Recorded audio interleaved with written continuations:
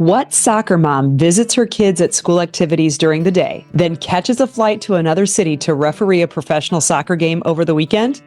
Our next guest does. Tori Penso is a professional soccer referee at the highest levels in the game, from the NWSL to the MLS in the United States. She's also an international referee and the first American referee to ever officiate a World Cup final. We got a chance to talk about her incredible story of coming up through the referee ranks, balancing a high-level profession with being a mom to her 3 daughters, and juggling schedules with her professional referee husband, Chris. Listen in for her stories, her wisdom, and her focus on being the change that challenges the status quo to build a better future for our daughters to dream.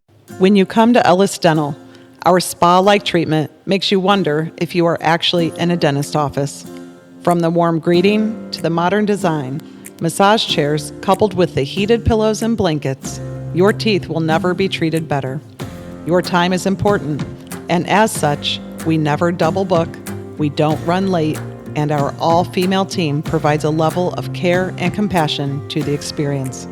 With over 750 5-star reviews, you can take it from our patients. You are in good hands.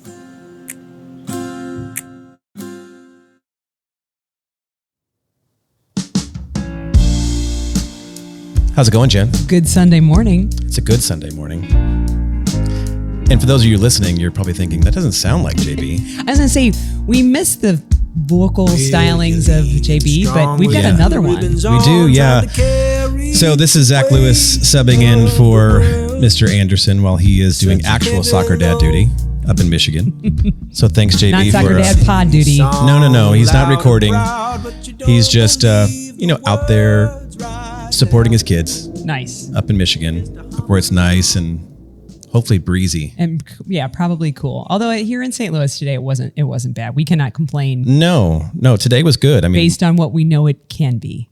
Yeah, low 70s. Easy. In the morning and then I got up to 80, 85. Oh, but still. It's not bad. Yeah, not bad. Not bad. My only complaint is that my right butt hurts. That's it. Yeah, tell us about that. Tell us about why your butt hurts, Jen. Totally, because when you're 50 and some chick on the other team just comes running through you like we all don't have day jobs the next day, you think in your mind, I'm falling athletically. You're not. You're just like, the way I fell, I think I'm lucky to not need a hip replacement because, oh my God. It could have exacerbated the need for a hip replacement soon. So bad. Yeah, there's a reason I don't do that anymore. You know that like the athletic falls, like back in the day, you fall, you roll, you get up, you keep going. I thought that, and I just wiped out and had a bunch of those black beads from the turf all over and in my mouth, and I just looked terrible. And you know what's even worse about that is what's on those black beads. Okay, yeah. I don't even. Yeah, you don't want to think about that. It's probably worse than the hip turf injury. Is bad. Yeah. We all thought turf was great at one point in time. I liked turf back in the day because I was fast. Yeah. Long time ago. But not now. Not knowing what it does, my knees swell up after a time I play on it. Well, and now there's so many different types. You've got the recycled rubber tire turf, which gets the black stuff, and then they have the recycled cork. That's on the City 2 field. That's on the City 2 and the practice Academy practice field. Yep. And I'm not sure which is worse because when it gets cold, that stuff freezes the cork side of it. Thought about that. And it can become an ice rink. So the all-weather part of it can be a little misleading. And then you've got the rubber side of it, which is just in summer. But we all know the grass is better. But we all do. But you have to have turf in this area because the weather. You just have to. It is hard. And there's no perfect turf out there, but I think compared to when we were younger, oh God, they didn't even have rubber stuff under turf. It was green painted concrete. Yes, it was. That's what they did at soccer park. If you slid or fell, wasn't soccer park 2 and 3? Oh yeah, 2 and 3 with the big, huge neon green. Yeah. Yes, and if you had a game there, it was never going to get canceled. No, it was fine. Nope. Terrifying. Well, I'm excited to be here because this is my first time, co-hosting with you on the Soccer Mom Sunday, and I am on the cooler side stoked about our guest. Yeah, me too. I mean, this is a world-class game breaker guest, and it's exciting that I get to do it. And JB's not here, so suck it. Sucks to suck. We miss you, JB. Yeah. We miss you. Are you going to play the thing or am I going to say the thing? Like, how you want to do this? Well, I think I'm just going to play it. Okay, go. And then we're going to just bring our guest in and keep the suspense down. So I've got a little something to kind of intro our guest in here, and hopefully this works out. Was to wear black, so sorry, Tori, if you will wear the black shirt. So this video is of our guest receiving her black shirt to find out that she had been selected for. Go ahead, Tori. Tori Penso. It's Tori Penso, everybody. She was selected by FIFA to represent FIFA's referees in the Women's World Cup. Yes, the Women's World Cup final. And 2023. Am I not wrong in saying that you are the only U.S. referee at this point to be selected for a World Cup final? Correct. On either side of the soccer pond, so to speak. Yes, I see it as one pond in my world, but yes. yes, you do. We'll get to that. And I want to tell you, like that, I remember that moment because, so in our household, George, my husband, who used to referee, and he often likes to talk about referee stuff, and most of the time we just block him out. But in this particular moment, he came down and like replayed. He's like, you have to understand what a big deal this is on multiple levels. One, U.S. referee getting this. Two, apparently, if you're already doing some of the games, you get close to the finals, there's a good chance if you're already in a quarterfinal or semifinal, you're probably not going to get a final. Is that how it still works? Yeah, we did the semifinal and the final, which was unheard of. And in that video, I'm actually wearing a different color shirt than my peers because I was on an off day. I was actually on recovery from having done the semifinal. I see it here. So I was just there to applaud my colleague who was going to be announced the final. So you legit were surprised. I legit had no idea. Yeah, I had no idea. Well, if you want to see Tori's reaction, follow her on X. Or Twitter X, whatever they call it. At Tori Penso. It's that. It's still pinned. Yep. Which made it easy for the show. So thank you. You're great. Yeah, it's great. It's a great moment. And the fact that you got to do that as the first American, can you talk about that experience? Not just the hearing that you were awarded that opportunity, but walking out with the ball in that final. Yeah, it's wild. I still don't even know that I did it, to be honest. When we finished and the gold confetti was coming down on the field, I was there with my daughters, who I hadn't seen in 30 days. And they joined me just for the final. They flew in from the United States. They had I think 6 hours between the time I knew I got the appointment to them getting on a plane. So it was all manic. The hours before that, it was just such a whirlwind. Yeah, keep in mind we're in Australia, right? Like even hopping across to Europe is easier than going to Australia. Yeah, and we were opposite. So it made it incredibly challenging, but celebrating the moment, like on the pitch with my daughters, we did snow angels in the confetti. And it was just like a moment that my daughters will talk about with their daughters. It is a generational moment for me personally, my family, undoubtedly, for our soccer community, referees in the United States, hundreds of thousands of them. Like we all need to celebrate that moment because it was something really special. And you've seen United States officials get bigger opportunities in the last few cycles of the World Cup, both on the men's and the women's side. And the World Cup final is the pinnacle. It is the cream of the crop. And to have someone from the United States officiate that match and be trusted with that game is just an incredible honor for me personally, but really something I'm proud of for the United States Soccer Federation. It's amazing. And one of the things, we've had a couple of referees, including your husband, George, on the show, either on Soccer Dad Pod or on Soccer Mom Sunday. Help our audience understand what it takes to get to that level, because it's not just the amount of games. You guys are adjudicated as well. Sure. And you are judged by your peers. There's a series of criteria. So can you walk us through a little bit of that? Absolutely. I mean, if you're watching a professional soccer game in the United States, that official didn't just come out from yesterday off of a course to do that match, right? It's taken decades of work to get to the field that we're at today. And for me personally, I started when I was 14.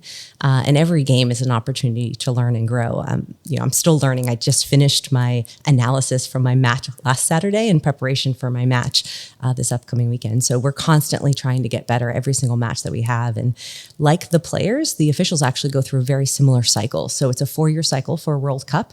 So right now I'm a candidate for the men's 2026 World Cup. So I'm in that cycle. Hell yeah. Yes. I'm in that cycle right now. And every one of my matches is watched, is observed, is critiqued in a lot of different aspects. We have to go to seminars where we travel oftentimes to Qatar or other parts of the world where we meet our other colleagues, and we take video tests, we take quizzes, we take physical tests. How high can you jump? How your sit and reach, if you remember that from elementary school. Wow. We do tests like that. We do how high can you jump? We also do endurance tests, fitness sprint tests. Oh fitness God, tests, whole that sector. damn fitness test was the bane of our lives for so many years that George was in the MLS Yes. and FIFA. I'm like, I hate that fit. I'm not even running it, and I hate that fitness test. Yes, it's very stress inducing. Your whole career depends on you passing this physical test. It really does. Yes, it's very stressful. And then you add in all the other aspects. But so the cycle's 4 years long. So you get in it and you start with 100 and something officials, and they dwindle those lists down. As performances continue, you go to World Cups, you go to Youth World Cups, and every single one of those, the cream rises to the top. And that's what happens. And you end up getting selection. So just to go to a World Cup, you are the top officials in the world. It is an incredible honor.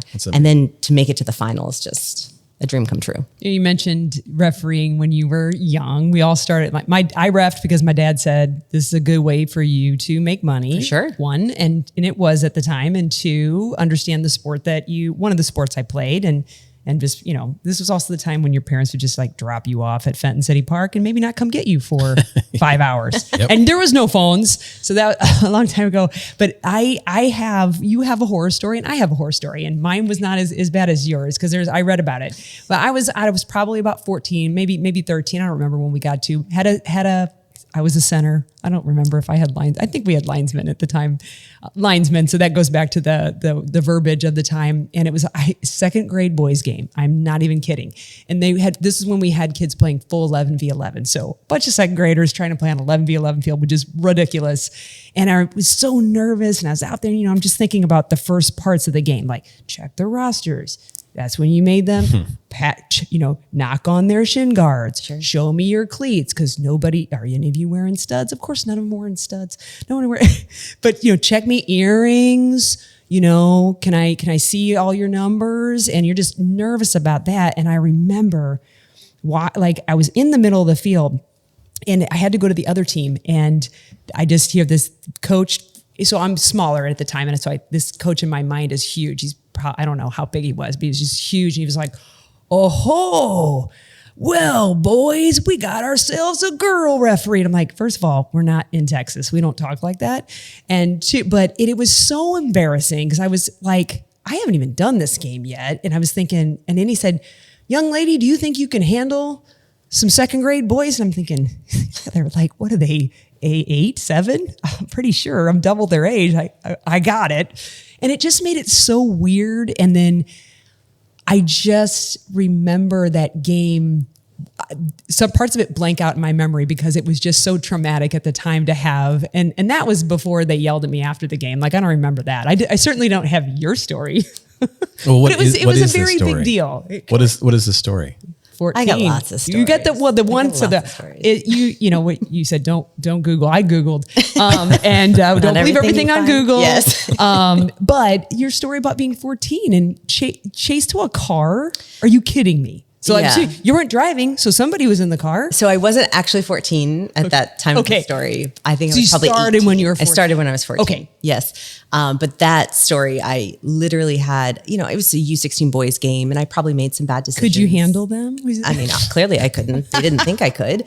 Probably I couldn't still today to this guy's standards, I'm sure. But one of the parents, actually, he was so frustrated and mad at me after the game where I went walking off the field, and he physically chased me. And this was definitely like a bodybuilding dad 3 times my size. And I literally ran to my car, got in it, shut the door, and just started crying. And I was like, why am I doing this? Right. Why? This is dumb. Yeah. Like I could be at the beach with my friends. I could be at the mall. Like I could be anywhere else. Like, why am I doing this? And that's when I called my mentor, and it was at a tournament. So this is like, say, day 1 or 2 of the tournament. And he was like, look, are you going to let this guy chase you out of the park? He's like, he might chase you out of the field, but don't let him chase you out of the park. He's like, get back on that field tomorrow, raise that whistle up, and have the courage to return. And I was like, but why? I don't want to. Hard. But that's just like a lesson in life, right? That grit and that determination of like, I'm not going to let this guy show me up, because that's what he wants, is to run me out of the park. Yeah. And unfortunately, that's what's happening on soccer fields all across the United States. We're chasing officials out of the park, right? Yeah. I definitely want to get to that part of it and really focus on the advocacy that you've started and continue to do on making refs human again. And that's my phrase. I don't think anybody wrote that down. No, we've always been human, actually. Yeah, I think people forget that. But I want to go back a little bit, because we glossed over the fact that you started at 14. At 18, you get almost assaulted. And it reminds me of a lot of the stand-up comics that I follow who bombed their first 5, 6, 7 times, and now they're great. And obviously, it worked out for you because you just did the World Cup final. So things have turned okay. She was at the Olympics too. And the Olympics. But can you walk us through how, Jen talked about her parents were like, it's a good job. It's a good paying job. It's good for you to learn the game better. He was throughout the house for 6 hours. Tell us your story. How did you get into this? Did you play as a kid? And how did you get from a player to the ref side? Yeah, so I was playing. I started at 10. I have 2 older brothers, and they were playing. They've always been playing. So I just wanted to do what my brothers could do. I thought I could do everything my brothers could do, to be honest. And so I played, and when it came time to get a job, likewise, Jen, my mom was like, why don't you get a job at the soccer complex where you spend so much of your time already, and you're outside and you're running and you can be physically active, and there's lots of good things about this, and you get paid in cash. And I was like, oh wait, I get paid in what? Sorry, what? Yeah, I was like, tell me more about this. And it actually worked out really well. I paid for my first car with the money that I made refereeing, which was a really empowering moment for me. I was like, look what refereeing can give me, right? So I enjoyed it. I enjoyed learning more about the game, learning the rules more intimately. Mm-hmm. I enjoyed being outside and running around where my friends were, babysitting or indoors. Like, I really enjoyed those aspects. And when I started to take it more seriously, I realized that it's a whole path. And I had no idea. Mm-hmm. I went to ODP in Alabama, and that was my first invitation to get out of the state. And here I was flying from Florida to Alabama, not that far, but back in, when you're 18, this is a big deal. Somebody paid for my flight. And I was like, I could see the world doing this. Like, this is cool. Someone's paying for me to go somewhere else to play soccer and learn more about the game. This is amazing. And when I got there, I realized just how bad I was, and everything from my mechanics. You're like, wait. Yeah, to how I blew the whistle was wrong, to how I held my flag was incorrect. And I was like, here I thought I was really good at my local soccer complex. I was not. And a lot of the gentlemen who were in charge at the time, still play jokes about my experience there at ODP camp, because they're like, do you remember when you came in, you were throwing flags everywhere? And I was like, yeah, I do. Did you throw the yellow card at the players and had them write it down? That. Yeah, that's right. No. That's right. It's funny, in local complexes, you'll see, I'm trying to get the referee's attention. I'll flip my flag, very loud. Pop it. You pop it. Yeah. To say, hey, I got a sub over here. You're not looking at me. I flick. Yeah. Well, that's not appropriate. That's not what you're supposed to do. So I learned that at ODP camp. But yeah, that's how I got started. I used to do. I thought I love that. So do that. Totally don't do that. No. When was the switch for you then from a player to, that's not my path. It's officiating. Was that pretty early in the stages, or was it a little bit later? Yeah, no, I don't know that I had that switch happen. So I went to Florida State. Yep. And I played club there and really enjoyed my time playing. At that time, there wasn't a women's professional league. There wasn't a place for women to aspire to go and play soccer, right? All my coaches were males. It didn't exist as a space, right? So my career... You couldn't see it to be it yet. Yeah. Right. No, it didn't. It was not somewhere I was going to invest a lot of energy, because unless you could play in the national team, which I was definitely not that caliber, it wasn't a pathway forward. So I played club and enjoyed my time and did that. And I still refereed on the side as a hobby. And it was refreshing to kind of get away from the scene of college sometimes and do something different that my friends weren't doing, which I really enjoyed and still stayed involved in the game. I was doing amateur there and that was fun for me. I almost quit a few times in college because life just takes you in different paths. But it was a fun way, like I said, to kind of get some beer money, some fun money, Yes. She's our kind of people. Yeah. Yeah, And so why not keep that hobby? It's cash in your pocket. I was like, yeah, I'll keep doing this when I have the time, And I'm so glad I did. I'm so glad I did. And after that, I worked professionally and I took the route of marketing and, soccer kind of took its side and I, played amateur wherever I was living at the time. And that was fun. And then I started a family and that's a whole nother story. And you're, to give people perspective. So here, if you're a St. Louis listener, Tori's husband, Chris, has been on at least one city game, maybe only one, but for sure on a city game here in St. Louis, our pro team in town.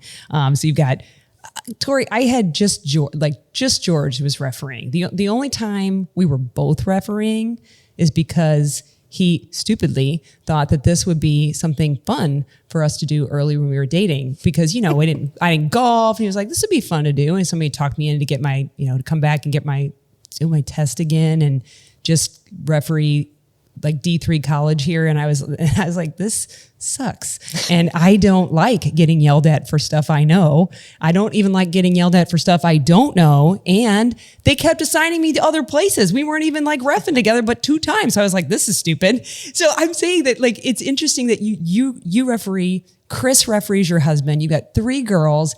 That's a lot. You could do at least maybe 6 games in a month when you're in season, maybe more, depending. Yeah, could be more. And then with 2 of you? Yeah. I don't know how you manage that. Yeah, it's a lot. But like anything, each of these roles is a lot, right? Like motherhood is a lot. Yeah, we haven't gotten there yet. Yeah, being a professional referee is a lot. There's, so I think it's just take it with a grain of salt, each one of those aspects. I think that Chris has made me a better referee. If you follow officials and if you watch the nuances between us, we are drastically different officials. Just our approach to the game is very different. The way we manage players is incredibly different. Who's meaner? You'd have to define me. I think. Chris Definitely a communications person. Exactly. Chris was a state patrolman. Previously. Oh my. Oh yeah. He has like a hard line. He just has there's certain triggers for him, like dissent. You don't mess with him, right? I take like the mom approach. I have a lot more empathy and understanding, more compassion. Go eat a sandwich. Yeah. And I'm a mom. Go get a drink of water and then we'll talk. Let's circle back. You have your tantrum, you have your moment, and we'll come back to this. I do have a question on that. And I don't want to sound ignorant, but do you change your approach based on the type of game that you're refereeing? Absolutely. Okay. Oh yeah. Let's go. I figured the case that would be the answer, but I want you to talk a little bit about that. And the reason I bring it up is because I think there's a Are you asking men's versus women? Not even Yes, you that. are. I am, but it's a broader question than that. Okay. So it's not just the NWSL versus an MLS game. Could be international, right? It could be international. Sure. It could be, Olympics versus World Cup. Yeah. I mean, I just want to know kind of the nuance of how you approach the game. And yes, you can certainly bring gender into it because it has to come into it because you've done so many things. We haven't even talked about the MLS side of things yet, which why you're here in St. Louis on this particular day, which we'll get to. But yeah, I just want to hear kind of the nuance of how you approach a game given the stage that you're in. Yeah, I mean, every game is different, right? Every arena is different, right? When you talk about international versus domestic, men's versus women's, even the divisions within that, even the leagues within the United States, like everything is different. And so when I approach a game, when I look at the matchup, I'm looking at the styles of play of the players, right? And in MLS specifically, we are really lucky. We have so many players from all across the globe in MLS. Like when I do my match prep, I could have 20 different countries represented on my sheet. That is incredible. And when you talk about the different styles and cultures that brings, it brings a challenge to us as officials is how do we communicate? How do we interact? And what does that look like on the pitch? Because how I interact with one player may be very different from another. A lot of that comes down to cultural A lot of that comes down to their position on the field. Do I even get the chance to interact with them or not, right? But when you talk about preparation for a match, there are so many layers that go into it. And the style of play is drastically different, which means the way I may react to certain situations are different. Men's versus women, I've got a 45-minute presentation. We can talk about the differences between the psychology and the physiology between men's and women's. Means different types of fouls that are going to occur. You're going to have more shoulder-to-shoulder fair challenges in a men's game, where you're going to have more hip-to-hip challenges in a women's game, just by our anatomy, right? So there's just so many differences between the games. So when I look at a game, I really look at many different layers, right? My positioning is very different in a men's game because they can send the ball much further. So when a goalkeeper has the ball, I'm not hanging around. I'm turning and going. I'm going with the attack, guys. I'm going because he's going to launch that ball, and we're going to end up on a 1v1. Yes, Roman likes to do that. Exactly. On the other side, at the top of the 18, it's going to be a quick in and out decision, and I've got to make it. So you got to move. And I'm not faster than a soccer ball. Man, do I try, but I'm not. Maybe in the future. But yeah, no, preparation and the way we approach games is drastically different. And internationally is a very different game. Yeah, because I was thinking, you've got, my player profile by the time this airs, it'll already have dropped. It was Joao Klaus, right? So Joao Klaus, who's a Brazilian, but played in Germany. And he taught me a little bit about how we were kind of joking about him and Celio Pompeu, who's out on injury, but the team's looking forward to having him back. And I said, what is it about the Brazilians that, they're my daughter's favorite players, and they talk about their passion. And Klaus said, he's like, oh, it's nothing. We do that on the field. We're very passionate. We're very, he didn't say demonstrative, but that's what he meant. But he said, I lost a little bit of that when I went to Germany because it's different there. That's not really okay there. So I thought it was really interesting from a player who's born and raised in one culture, goes over to Germany and plays, and now here is in the United States. You see this every game. Yeah. It's very different. When you talk about player reactions, yes, please do. That's a big piece of it, right? Because I have a whole article where you talked about it right here. It's with The Guardian. Can you close her laptop? Can you keep her off?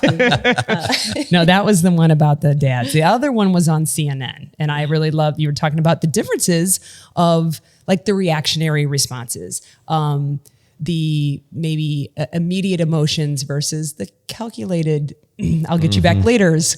And I'm sure there's so much more that we don't even know about. When I talk to young officials coming up and we talk about the differences between the men's and the women's game, some of them will describe things in the women's game like, quote, it came out of nowhere, right? And I'm like, it didn't come out of nowhere.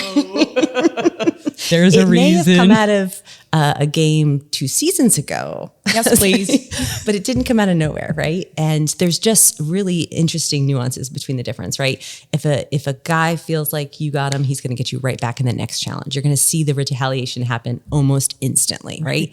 He loses the ball. He feels frustrated. He thinks he may have gotten fouled, didn't get the foul called. He's beelining it to him, right? And then after he gets him back, that's it. He's done. It's a 1-for-1. We're done. You shake hands and everything's fine.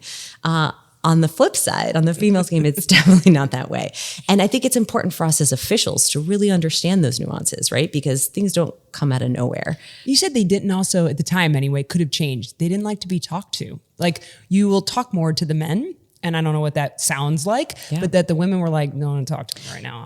I'm working, or I don't want to hear you, or whatever. Yeah, it's funny because the guys are like, oh, they don't like to talk to you either? And I'm like, yeah, no, this is not like a gender thing. Like, I think they're just there for business, and they are very intelligent. Females are on the whole, right? And they know they're getting a card before you've even blown the whistle. So we don't need to talk about it. Yeah, we don't need to talk about it. Just give me the card and let's move on. You see a lot in the youth where the referees will take on kind of a coaching atmosphere, and after the foul, they sit and talk to the kid for what feels like 10 minutes. It's not. Right.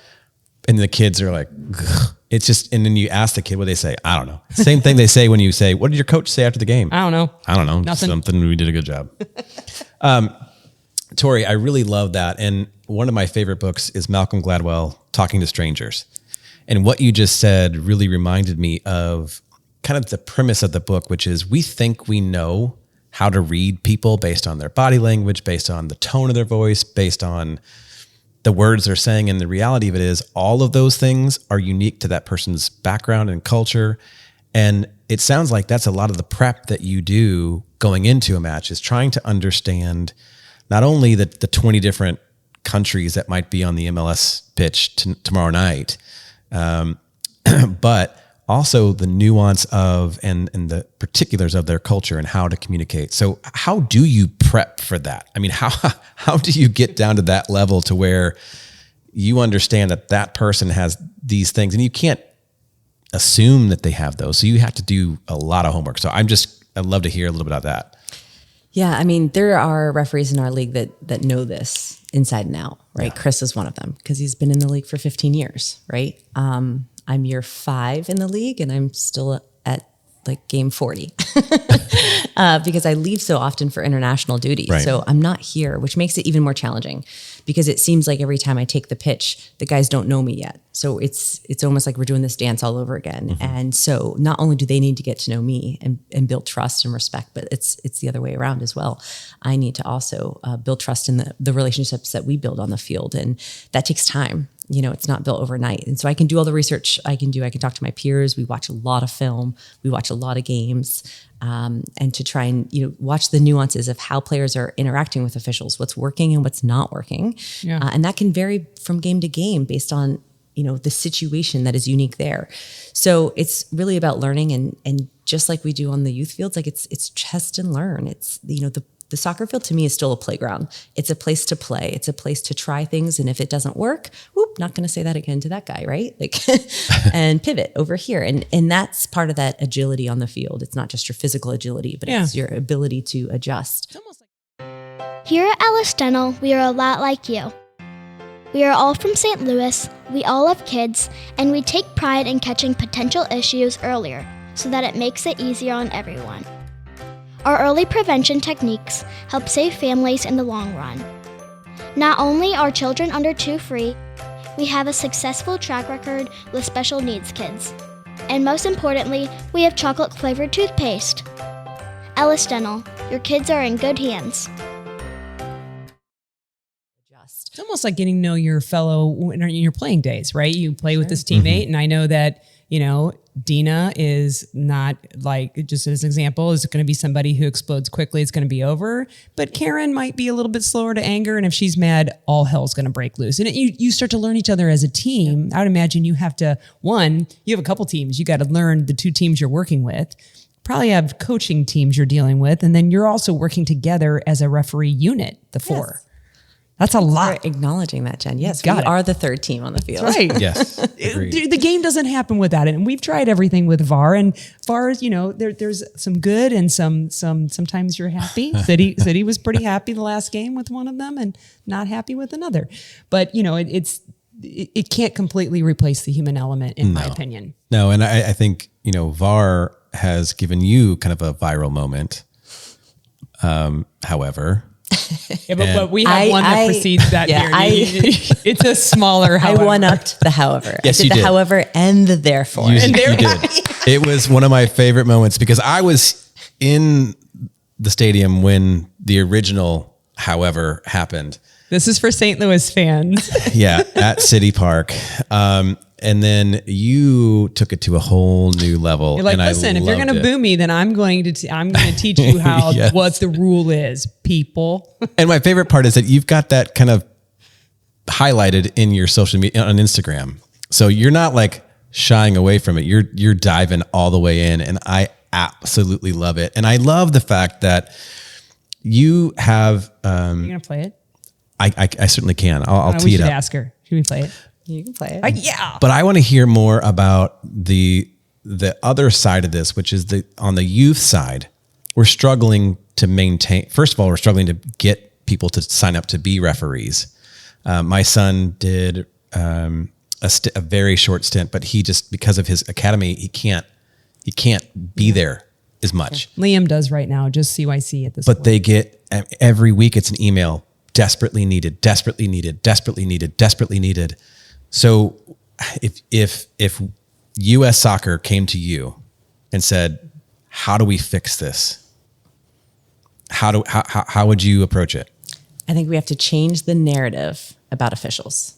So for whatever reason in the United States, soccer, baseball, football, whatever it is, we think it's open season on the match officials. They're the villain. They are the villain. They're the villain. Yeah. And the officials are not the villain. Like, to contrary to popular belief, like I'm not going out to officiate a game to ruin your season. That's not my MO. You aren't thinking about us that much like No, that? not at all. I'm going out there to fight for every angle, to get into position, to see every single challenge I possibly can, to get the decision right on the field. And that is not for team A or for team B, right? That is the right decision on the game for that moment. And we fight incredibly hard on the field to do that. And all the preparation that we goes into trying to get the decision right. And when we don't get it right, it eats us alive. Yeah. It really does, because we want to get it right. That's what we're trying to do. And so the moment that we start to give a little more grace to our match officials, and I'm talking at the professional level, but this starts grassroots, right? And I'm sure many of your listeners take a seat at the sidelines every Saturday and Sunday. And we have a responsibility on that sideline. And that is not just to our children, but it's to the game. It's to the game at a greater good. And that match official, he's going to make a mistake. Let me just tell you right now, he's going to make a mistake. It might be a throw-in, it might be a corner kick, goal kick, but that match official will make a mistake, because your child will also make a mistake, right? And if we demand perfection from match officials, you're never going to get it. You're always going to be disappointed. But have you ever demanded perfection from your children? No. Well, I think Jen does. She's nodding with me. You can't see this, but she's nodding. You know, our kids miss a pass, they miss a shot. How many shots do they miss, right? How many times do they play it back? But we remember the goal, right? You don't remember all that stuff. Right, but that's part of the learning. And right? but to your point, like, nobody's there, to be fair. And I my kids have refereed. One continues. The last one's like, I ain't doing that. No, Dad. And I've refereed as well. I've also yelled at a referee. Really only once. I got hot on a referee and I felt like an asshole afterwards, which it was. I deserved the red card. Oh, wow. No, that escalated. It was an after report, by the way, and it was a little embellished, but we'll go over that. I did not step onto the field. But anyway, but what I'm saying is, you got every game, you got people cheering one team and you got people cheering the other. Nobody cheers the refs. Right. I don't remember what city this came out of or where it came from. I feel like it's the last couple of years I saw it. There was like a grassroots operation in some city to have people come out and like root on the refs. Like just groups of people kind of going out and being like, where the city is. I gotta go watch my series listening. So it's probably going to show me at some point. But like, in other words, nobody's there cheering those, whoever that is. And that's a lonely place to be, especially when you're young. Sure. I mean, at best, only half the stadium is happy with me, right? Like, at best. I think George used to say, it's like I'm equally getting booed from both sides, and I feel like I did a pretty good job. Yeah. I mean, our goal is like, nobody notices us. The game went on. It was successful. We didn't impact positive or negative in any way, right? But that's the perfection. That doesn't happen, right? The best referees have the courage to make the most unpopular decisions. And that's what we do. We make very difficult decisions on the field. And it takes a lot of courage to do that. And I tell young officials all the time, like, the skills I learned as a young official, the confidence to walk out in a field, to learn the rules, to blow a whistle, the communication, that's required to explain a decision to adults, right? Like, all those skills taught me so many things as I headed into my career. No matter what your career is, like, being a match official actually helps set you up. Like, quick decisions with limited information, like that's decision making, right? And so I encourage people to pick up a whistle and give it a try if you haven't. No matter what sport you love, of course, I would say do it for soccer. But it makes you a better player. You can understand the game better, and maybe you have just a little more respect for the match officials and the work that goes into being there. Because look, we need match officials in every sport.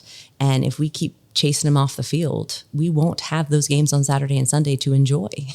And so I think responsibility falls on all of us to give a little more humility. I'm sorry. I want to ask you too. You mentioned that moment, at the World Cup and making snow angels and the confetti and calling out a couple things. And maybe is it a question is, you've normalized for your girls growing up, dad refs, mom refs. there's no difference to them. You're just reffing a game, right? And you're probably in their minds not even pros. You're just mom and dad who are refereeing, right? Sure. And it normalizes that. Not that any of your girls may go on to be referees. Maybe they'll be like, I ain't doing that.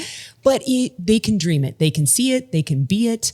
I find myself sometimes on sidelines yet, being 50 years old, and not being one of many mothers. Dads have played a sport, but maybe not as many moms. And it's changing as George and I quickly become the older parents on the sideline with our youngest. Some of the younger moms have played. And so there's some that, do you find that refereeing yourself as a woman refereeing, whether you're refereeing men or women, just helps to normalize that for anybody that's watching you, whether it be little boys, little girls, men or women? Oh, for sure. Chris and I talk a lot about like our why. Like when things get tough, when you have a bad game, when you get that one decision wrong, it sits with you for a while. And like, we have to constantly remind ourselves of that why. And for me, it's of course my daughters and being that role model for them, right? To challenge that paradigm that existed for me. But it's not just that. It's every time I walk out into an MLS stadium, the looks from those little girls in this stadium, their eyes get big. They go, mommy, look. They pull on mom's shirt and they point at me. And they're like, mommy, look. And I go, yes. Like that is my moment, right? And for the boys. And for because sure. I grew up in a time where, you wouldn't catch a boy wearing a girl's jersey or admiring a female athlete. Sure. They wouldn't admit it. And I think to walk out, chances are, I hope George is getting tickets from maybe somebody, a friend, because Liam will want to go. And I'm kind of hoping that Liam just honestly glances at you and is like, cool. Like in other words, it's maybe not as big of a deal because it's just another ref. Here's a referee. She is here. And who cares? Well, and it's interesting. You are going to be doing the match for City that is on Saturday night. This is going to air on Sunday. So the following Sunday. So we got a little bit of delay. So if Tori makes everybody mad, we got a little time. There's going to be a week. There's going to be a week in between. And if they love me, they can fall in love all over again. That's right. Jen, you talked about this on the last episode. Because I belabor the point. Yes, I know. No. About the fact that you hope at some point it just becomes normal. Yeah. And I as the father of a daughter and a wife who has done amazing things as a doctorate and has been in education forever, I'm very, very much on that side of things. So my question to you though is, how do we continue to grow that side of the game with women? Is it role models like you? Is it proactive engagement and purposeful actions to get more girls out at an earlier age? How do we do that? Because this is the stupidest analogy I can think of, but on the way up here, there was an ad for a dentist office. And she was talking about how she was a female dentist and the entire staff was female. My daughter's orthodontist is that same way. My son's orthodontist office is that same way. And I'm seeing more and more traditionally male dominated fields, dentistry, et cetera, doctor's offices are now becoming women. And I think it's awesome. But how do we continue to push that? Yeah, I think it's a constant evolution, right?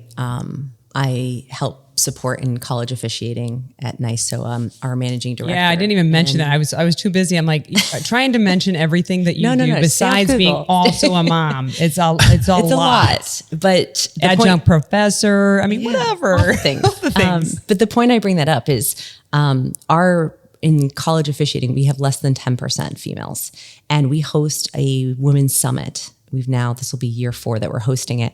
And I had some challenge with leadership and they're like, we don't need to do the women's thing anymore. The women's thing's, it's done, right? Like we're good. And I'm like, no, we have so much space left. We are not recruiting at the levels we need. We're not maintaining them at the levels that we need, right? Title IX existed for a reason. We need like that type of support at the officiating level. And until we get our numbers to 20, 30% of all match officials are females. Like we should continue to provide support at all levels of the game at the grassroots level, at the collegiate level, and also at the professional level. And I think mentors, I think having someone to aspire to be, having an officials at the top. Right now, I'm the only female professional full-time official we have in the United States. And I'm so proud to stand in front of you and say it can be a career. This can be a career for females, because when I quit my job in 2019 and decided to do this and take this risk, this role did not exist for people like me, people who looked like me. And now it is. I get paid a salary to referee soccer. I have the best seat in the house Saturday night, right? You can come get your tickets, but I will have the best seat in the house. I have to run, but you got to work for it. You get your steps in. My steps in, lots of them. But I think also having people at the top, more at the top, there's space for more of us. And I think when we prove that this works, and I think it's working, I think little girls will see this as possible. I think they understand that this is an opportunity. I was at US Soccer AGM this past year, and they invited me to celebrate the World Cup final. And I was listening to a panel of coaches, and one of the coaches talked about his experience, his father being a coach, and how he aspired to want to be a coach because that was an aspirational career, right? Yeah. And when I look at officiating, is that an aspirational career today for people? I don't think so, right? And so can we make officiating an aspirational career, something that people want to be? When you're done playing, you can't play forever. Right. But when you're not the way you used to, not on turf, that's for sure. Officiating is a path. It's a path to stay in the game and get involved and have a different lens and an opportunity to have a full-time career in a different way. So I think the more opportunities present themselves, and we're seeing that now with officiating being professionalized in the United States, and more spaces provide, then you'll see more females having those opportunities, and we'll rise to the occasion when we're given them because we're ready for them. And talk about rising to the occasion. This is when JB usually rolls his eyes. So go ahead, Jack, just roll your eyes. I do want to point out the fact that it's still prevalent in our society, and probably honestly around the world, is that, you get on an NWSL game or Women's World Cup finals or whatever it is, you get men on the game refereeing. Even with broadcast, it happens in broadcast too. Nothing gets said. There's no qualifier. Like, can they handle these women? I would sometimes argue maybe you can't. Can they keep up with them? Can they, broadcasters, even male broadcasters, like, do they know the game? And maybe they don't. Maybe they do. But you find on the other side, when it comes to women entering in men's spaces, whether I'm walking in myself to a broadcast presser filled with mostly male journalists, or you yourself are walking into on a team, which is maybe, or just frankly, City hasn't had a head referee at this point as a woman. You'll be the first. Is that still part of the conversation, or is it seeping out, as I kind of hope it is? I also hope for a future where that exists, Jen, but so that's a no. Not yet. That's a not yet. It's a not yet. Okay, fine. It's a not yet. And look, as a match officials, we're judged no matter if we're male or female, right? Like, we walk on a pitch and people are sizing us up, right? I think the gender piece is a challenge, no doubt. I'm also, 5'4". I will likely be the shortest person on the pitch, right? Come Saturday night. And so stature has its value, right? And I think that there's a lot of things that are against me in that arena, which means that I have to show up and be my best. There is less room for error for someone like me on a soccer field. There is less willingness to accept errors, and I am held to a higher standard. I do that for myself, but I'm also just the judge of court appeal, and that's not just in the arena of the fans. I think that seeps all the way through into even down to the assessors that grade me on every single match. I think I'm held to a different standard. And I think because I'm still just foreign when you walk on that field, right? And, I joke with my husband all the time, the preparation that I do ahead of a match compared to what he does is at least double, probably more than that. Sorry, Chris. he'll raise his hand. Chris is like, I know. Some people might agree with you. Yeah, he knows. And the physical preparation that I do is double for sure. And the amount of work that goes into it, because I'm trying to keep up with what I am, right? Yeah. And I know what I'm not. And that's the reality is, it's not just about the technical aspects, but it's also the physical aspects that is incredibly challenging for us, right? My husband's like, you got 8 more years in this. I'm like, like, buddy. Yeah. Every Like I'm year gonna I write a pass book. that fitness test. I'm And like, thank you. I was you've had 3 children. So I just want, let me be very clear.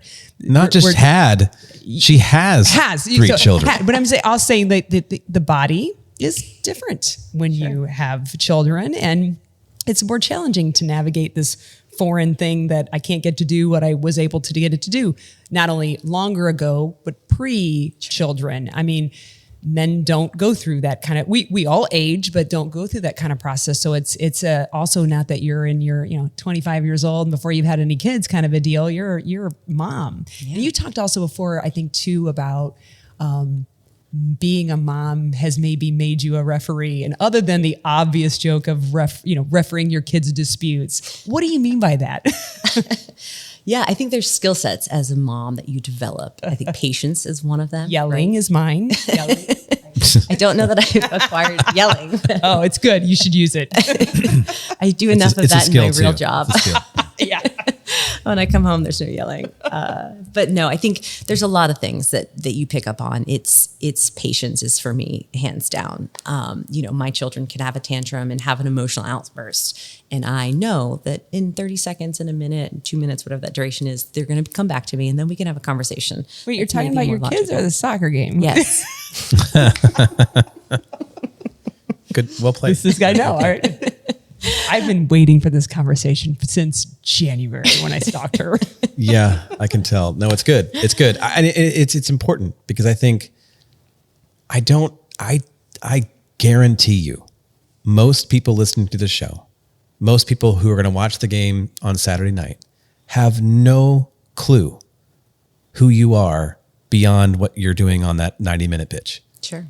And for you to come on here and the other media that you've done to share your story while being a mom of 3 girls and a wife and the other, aspects of your life, it's not just impressive. It's more than that. And it's inspiring. And I really appreciate it, not just for what you do, but for who you are. And I think that's so important that we forget sometimes. I made the joke about refs being human earlier, but it's more than that. And so I just wanted to applaud you, not for just getting to the pinnacle of referee, but how you did it and how you continue to excel. And that's impressive to me because you could have just phoned it in after getting this role and done it, but you didn't. You kept upping the ante to push and push and push to become better because you are scrutinized more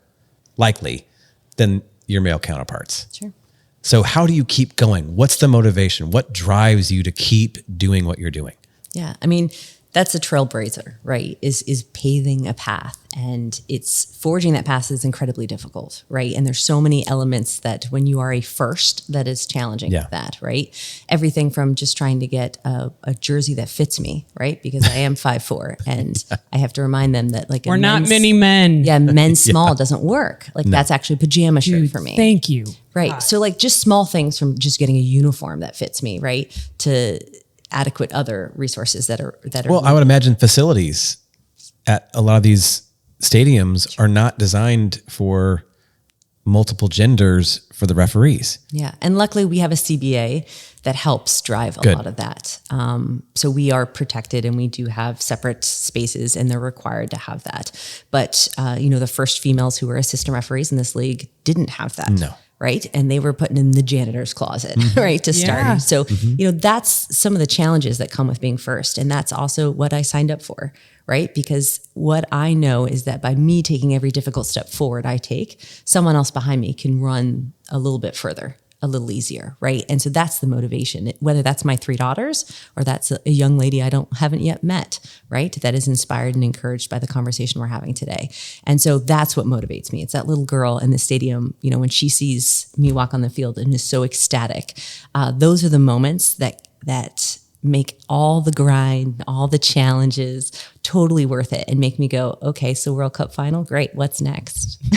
Yeah. So I got a question. So your little girls are a little young at this point, but let's say they say, Mom, I want to referee, and they go out. Maybe maybe you don't watch, but maybe you do, and somebody yells at them. Now, I already tell you what I've done because I'm like, who is that? And what's their license plate number? And we're going to have words. But is it, so like, I'm thinking of Abby Wambach, right? Who has kids that are playing and she's like, I just sit there. It's not my job. I'm not the coach. It's their experience. I'm going to sit back, which is, by the way, every coach's dream. What is that like in referee world? I'm asking you to speculate on something that hasn't happened yet, to be fair. Well, considering that I protect the officials that I see on a Saturday and Sunday when I am a parent on the sideline, I could only imagine what that's like with my daughter. There it is. I've been known in our soccer club in St. Pete to have had conversations with entire sidelines of parents about their behavior. Please come to St. Louis and do that. That would be awesome. Because look, it's, I don't come to your job and scream at you. I don't do that. Man. Maybe I should. But I think it's important. We just need sometimes a reality check, right? And it's resetting expectations. Like I said earlier, that referee's going to make a mistake today, right? And if you just focus on sitting there and enjoying the moment, like we teach our kids really bad habits when we yell at a referee. We teach them a lot of bad habits, right? We teach them that I would it's not never their fault. allow my kid to yell at somebody in the grocery store that was maybe stocking the shelf for dropping a can or stocking that shelf like crap. Yet, to your point earlier, we have normalized taking this person with the flag or a person with the whistle or two people with the whistle, because it's a two-man system, whatever that looks like, and just ripping them to shreds and saying, it's a game. It's in the passion. It's passion. I want to jump in on this because I know Tori you can't see it, listeners. She is cringing right now. Well, no, but I think there is something to this because there's the term that's always thrown out, especially with women in leadership, which is emotion. Oh, don't give me. No. I'm not going to get anybody started because I will lose my shit on that same topic. Okay. But I want to get into the emotion of the game itself and how people, when they step across that white line, some of those players are completely different people. I mean, Jen, you've interviewed hundreds of these players and they are totally different on the pitch than they are off. They can be, yeah. So for you, Tori, I want to go back to the World Cup final. So first American ref to ever ref at the World Cup in general, let alone a final. How do you separate the emotion of the players on the field and what they're going through and your emotion of, holy crap? That's an important thing for me because you know that when that player makes that mistake and you can see it in their eyes, like, oh my God, I can't believe I just did that. I hope the ref didn't see that. And then you have to make that split judgment. How do you navigate the emotion on the field? And that's, again, a gender neutral statement. I wanted to preface with it because when you say emotion, everybody's like, oh my God. I'm not talking about. Now, have you seen a men's game? Yes, that's what I mean. Thank you. That's why I said it's bullshit. So I just want to hear your thoughts on that part of it. Yeah, there's a lot of things, right? Like this is the world's most beautiful game for a reason, right? And passion is a part of that. And that is what makes it so special and so unique. And that's why I love it so much. But we also need to understand and respect that passion, right? And when you talk about a global stage like the World Cup, every one of those players is under an incredible amount of pressure, right? Everyone on that touchline is under an incredible amount of pressure. And we need to acknowledge that we are also, as match officials, under a lot of pressure and scrutiny, and there are 42 cameras, right, in the final. And so every one of our decisions will be scrutinized, right, undoubtedly. But that's the role we signed up for, and that is my job. And when that whistle blows, I take all of that pressure and all of that energy that I've stored up over those 48 hours of knowing that assignment, and it is just harnessed into focus. And every decision is provided such clarity that the noise that is around it, I actually don't hear, I don't see, and I am just looking at the details of the challenge. I'm looking at the details of the situation. As it regards to the players' emotions, like we have to give them space to have that, right? And there's a big difference between emotional outbursts, right, and prolonged, persistent dissent. Right? And those are two very different things. I expect passion. If you don't like the foul, I expect a rawr. That's fine. But when you keep going, now you're into the conscious space of now you're doing this with intent to discredit me as a match official. And that's when I'm going to step in and say, hey, you've had your moment. Now it's time for me to have mine. How many times have you whispered to a player, there's 42 cameras, right? Do you know how many times I've told them how many cameras? Sometimes I lie. I do like sometimes. One on you right now. Yeah, sometimes I do buffer that number. Yeah. Yeah. You know, there won't I be just- 42 on Saturday, but I might just say 42. I think they're trying to be helpful, Tori. When they all come around, when you're trying to listen. Are they? They're trying to just help you with your decision. Jen, I have the a women question. should be more helpful, I think. I think the men are just trying to be really helpful with that call. Jen, in all your years, You know playing I'm soccer, lying. In right? all your years of watching soccer, I have one question for you. No. Have you ever seen a match official change his or her decision based on the number of players surrounding them yelling at them? No, man, I doubled down. Exactly. Yeah. Exactly. It's actually not working for you Backfire. guys. It's actually not working. I know we're probably getting close on time because I haven't been watching the clock because I'm having too much time. But Tori's like, we're I got a good. job to do. I just thought you might have one of the best perspectives because you're kind of like on the outside looking in, but you're also inside. Growth of the women's game. So it's undeniable. You were at Yes. the World Cup. You were at the Olympics. I mean, Emma Hayes and just the not just the U.S. women's, it's Spain, like all the teams that are really, checking the U.S. women's team in the way the game should grow and get better. Do you see the growth of the women's game and maybe the growth of more women in refereeing possibly being a hand-in-hand kind of growth? Absolutely. Absolutely. I mean, growth is growth, right? The more games that we have, the more opportunities that exist. And that means we need more bodies, right? More capable individuals. That also means more players with more experience and more knowledge of the game, which means come referee, pick up a whistle, try it out. You're going to love it. But no, really. Recruiting you, Zach. Yeah. No, I feel He's it. thinking about it. He was talking about his son earlier. I was like, why haven't you picked up the whistle? I did ref. I was Did a you? ref. Yes, I was a ref when I was in high school. Yeah. And I coached little kids too. The question is, would you throw out Jared? Maybe. Depends. Depends. Anyway, cha-ching. Yeah. I should have used Caitlin Clark as a better example than the dentist because I think not only is the women's soccer becoming more and more 100%. popular, 100%. other women's sports are also becoming more popular. And I think that elevates the games across the board, not just for that individual sport. And the hunger, Yeah. there was a friend of mine, a male friend of mine. We like to go toe to toe in some arguments. It's fun. Would say, if you just don't typically girls just want to watch the Kardashians and whatever. I'm like, whoa. If that's all that's available to them, right? And so now, as granted, it's not always easy. Like there's multiple streaming services and all that kind of thing, but we have Paramount Plus. One of the reasons I wanted it is because we had the NWSL. And, sometimes we'll have other games on, but when there's not, we'll throw up a game. And sure enough, I see the 8-year-old who's on her iPad. When I told her to put it down 20 minutes ago, her head goes up and she sees something. And then she's like, hey, I saw so-and-so. And she's starting to know names and now she's 8. She's understanding what a through pass is she's understanding. But see, we didn't grow up watching. If all you have to watch is the Kardashians or I'm not hating on anybody, whatever. But if all you have is that, and you don't have, maybe, and you don't have those things to watch, I don't think we can gauge girls' interest. That's why I think it's so explosive now, because now it's all these. I mean, the little girl in this 50-year-old body is like, oh my God, I wanted this so bad growing up. Yeah, access. It's just access, right? And even the storytelling, right? You see with Caitlin Clark and others, like. Just like the males, the female players have incredible stories of grit and determination. And to hear those stories, they're gender neutral. And you can, once we start telling the stories, and we have platforms to tell them, people get behind them. They have a reason to rally. And I think the boom in women's sports is so exciting. And we're at a position where it's not going back. No, it's not. It It is only going up from here. And I think that is such an exciting state. Like, look at Australia, headed to the Women's World Cup. I didn't know it's an island far, far away from the rest of the world. Rugby's their number one sport. Yeah. What will attendance be like? And man, did they show up.